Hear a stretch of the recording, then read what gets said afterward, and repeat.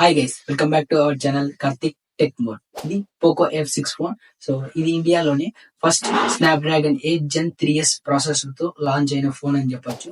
So ఈ Poco F6 phone వచ్చేసరికి రెండు డిపార్ట్మెంట్స్ లో అయితే మేజర్ ప్లస్ పాయింట్ అని చెప్పొచ్చు.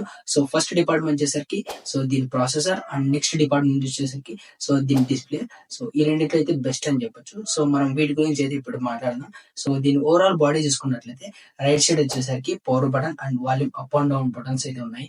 సో కింద చూసుకున్నట్లయితే so type C charging port ఉంది, అలాగే సిమ్ స్లాట్ అయితే ఉంది. సో ఈ సిమ్ స్లాట్ వచ్చి 2 నానో సిమ్స్ అయితే యూస్ చేసుకోవచ్చు. అండ్ టాప్ సైడ్ చూసుకున్నట్లయితే ఐఆర్ బ్లాస్టర్ ఉంది. అది ఈ ఫోన్ వచ్చేసరికి మనకు 2 కలర్స్ లో అయితే అవైలబుల్ గా అయితే ఉంది.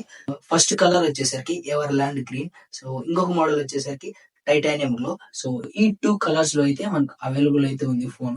సో దీని ప్రాసెసర్ చూసుకున్నట్లయితే ఇది స్నాప్డ్రాగన్ 8 Gen 3S ప్రాసెసర్ తో వస్తుంది.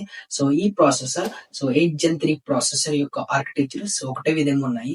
సో ఇమేజ్ ఆర్కిటెక్చర్ గానీ, మెమరీ ఆర్కిటెక్చర్ గానీ, డిస్ప్లే ఆర్కిటెక్చర్ గానీ సో యాజ్ ఇట్ ఈస్ అదే విధంగా అయితే ఉన్నాయి. అదే విధంగా ఇందులో Poco ice loop cooling system అయితే ఉంది. సో దీని వల్ల అయితే ఫోన్ హీట్ అవ్వకుండా అయితే ఉంటది.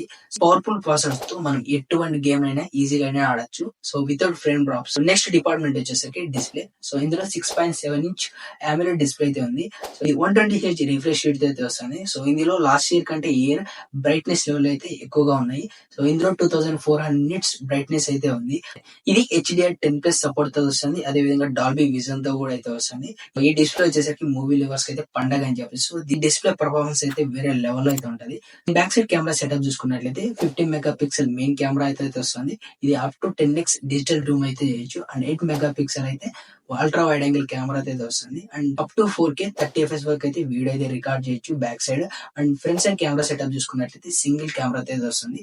సో 20 మెగాపిక్సెల్ మెయిన్ కెమెరా అయితే వస్తుంది. ఇందులో ఫుల్ HD 30 FPS వరకు అయితే వీడియో అయితే రికార్డ్ చేయొచ్చు ఫ్రంట్ సైడ్ కెమెరాతో. అండ్ 5000 mAh బ్యాటరీ అయితే వస్తుంది. ఇది 90 వాట్ టర్బో చార్జర్ అయితే వస్తుంది. దీన్ని ఫుల్ చార్జ్ చేయడానికి ఓన్లీ 35 మినిట్స్ మాత్రమే టైం తీసుకుంటుంది.